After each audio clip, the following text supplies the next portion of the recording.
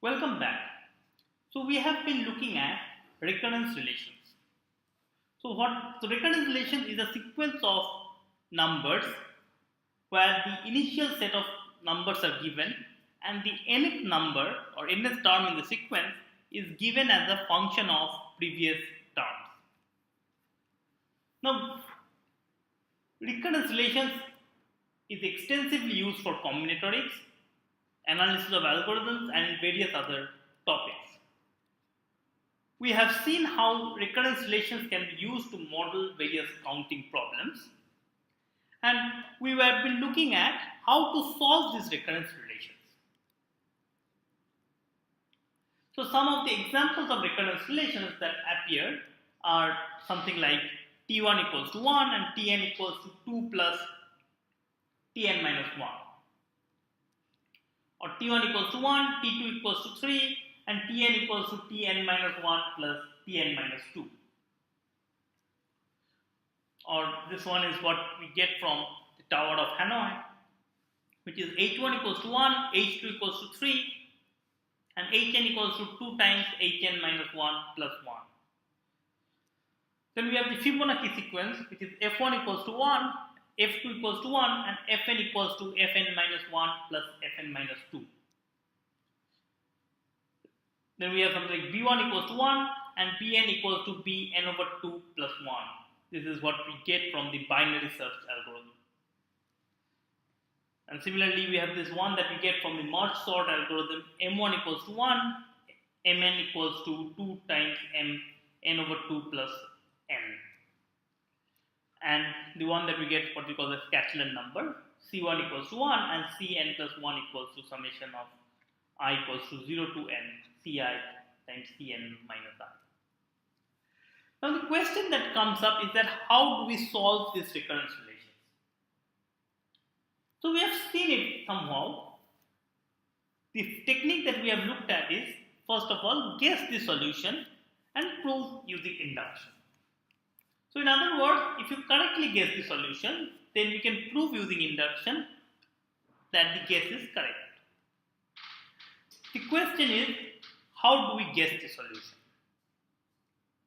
So in the last two videos, we saw one particular technique, namely, we unfold the definitions. And by unfolding definitions, for example, we write t1 equals to 1 and tn equals to 2 plus tn minus 1. Then we write tn minus 1 as tn minus 2 plus 2 and so on. And after ith iteration, I get tn in terms of some expressions and tn minus I. And that helps us to kind of choose the right I for which we can get a full correct value of tn. And by doing so, we could guess that tn equals to 2n minus 1. In the next one, we could guess that it is equals to n into n plus 1 by 2. And in the Tower of Hanoi, we could guess that hn equals to 2 power n minus 1. Now, in any of these cases, the idea is guess and then prove by induction. Now, problem is that many times guessing can become quite tricky.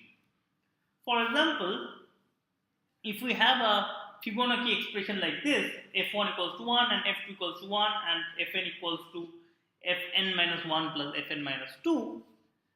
Now the guessing the value of fn is quite complicated because the final value of fn, the actual value, is something as complicated as this.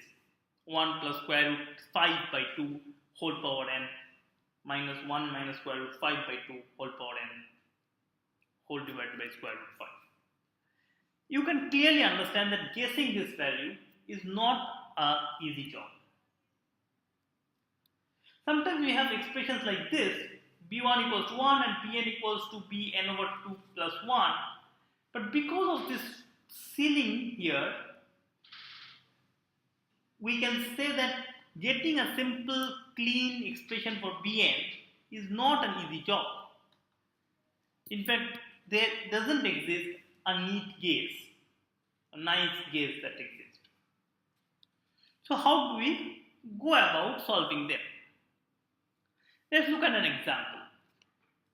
So here is an example that occurs in the merge sort algorithm. M1 equals to 1 and Mn equals to Mn over 2 plus Mn over 2 plus n, where the first one is a ceiling and the second one is a floor. Now what does the ceiling mean? So this means that this is the smallest integer that is bigger than n over 2, and this one is the largest integer that is less than n over 2. So if n is even, then both of these, so n over 2 by 2 is equals to n over 2, which is equals to just this n over 2. But if n is odd, then n over 2,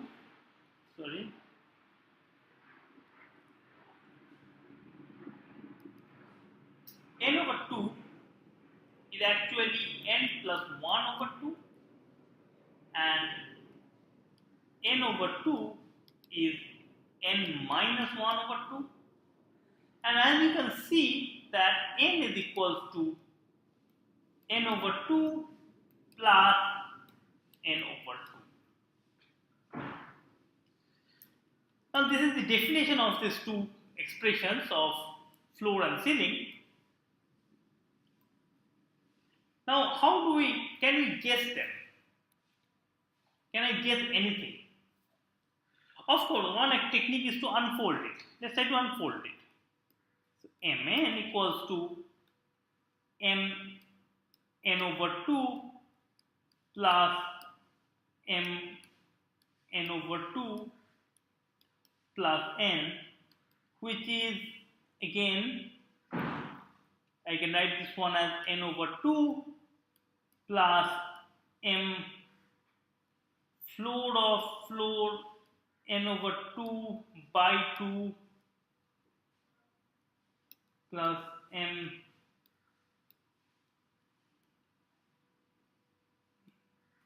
by 2 plus something. Already, as you can see, this expression is becoming very ugly. Not much that we can do about it. The reason is that we cannot simplify this. Even if n is even, okay, in that case I don't have to write this one. This is just plain n over 2. But then here, this will become n over 2 by 2 ceiling of that. And when is n over 2 by 2 ceiling? It is only when n over 2 is even. Or in other words, n is a multiple of 4. So in other words, the only way I can simplify this whole expression is when n is a power of 2. So if we can guess, question is that can we guess this number Mn when n is of a particular type? And the idea is that what happens if n equals to 2 power k? So let's see what happens. If n equals to 2 power k, the good thing is that both of them is just n over 2. Right? So I have Mn equals to, so I get twice n over 2 plus n, which is equals to 2 times m. Now n over 2 is also a power of 2, hence also a even number, and hence I can just again apply this one and I get n over 4 plus n over 2, right, plus n, which is 2 times n over 4 plus 2n. What is the next one? Next one is 2 times this. So again 2 times, sorry, I made a mistake here. This should be 2, so this should be 4. Right? So this should be 4. So what do I have again? 4 times, when I expand this mn over 4, I get twice mn over 8 plus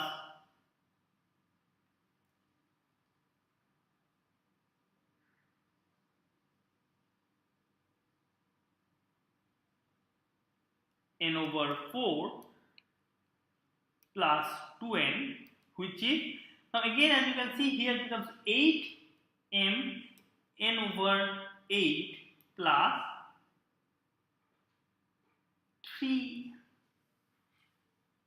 So in other words, if I repeat it again and again and again, after I step I will get 2 power I m n over 2 power I plus I times n. This 3 is 2 power 3. And now the idea is that if I put I equals to log n, so if I equals to k, if I equals to k, then I have n equals to 2 power k. In that case, if I equals to k, what do I get?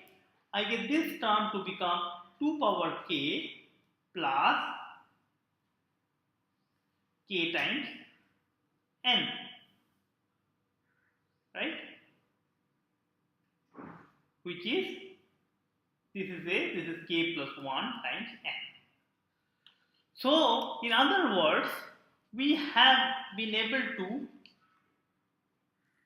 do it or guess it for a certain class of n, which is namely for n equals to 2 power k, we could then guess it to be n to the power k, which is n power k, so this should be plus 1 as we just now saw.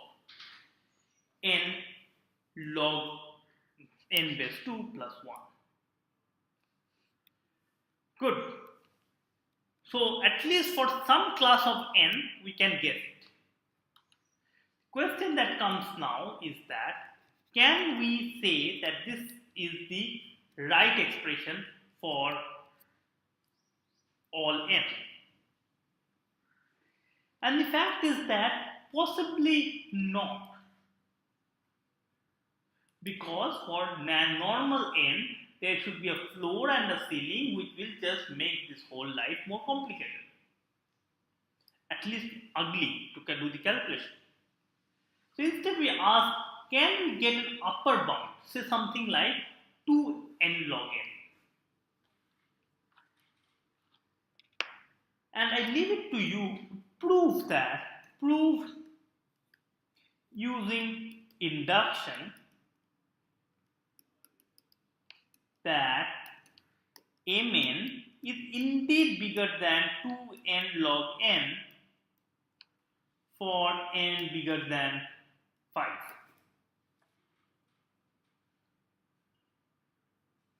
Okay.